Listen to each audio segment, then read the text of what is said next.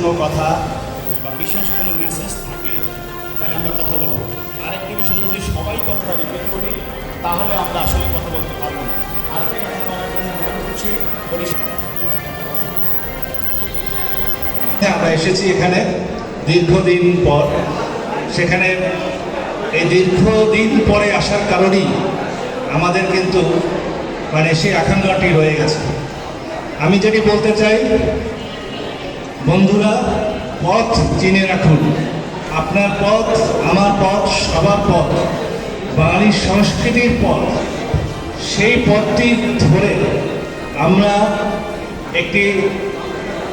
একটি সময় আমরা পার করছি। আমি বলবো যে এটিও আমাদের পরীক্ষার একটি পথ।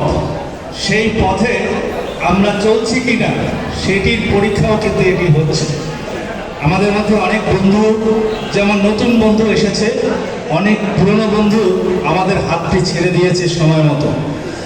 আমরা আমাদের কোনো বন্ধুর হাতটি ছেড়ে দিতে আমরা চাই না। আমরা চাই বাঙালির যে প্রত্যেকটি হাতই হবে বাঙালির সংস্কৃতিকে শক্তিশালী করার জন্য।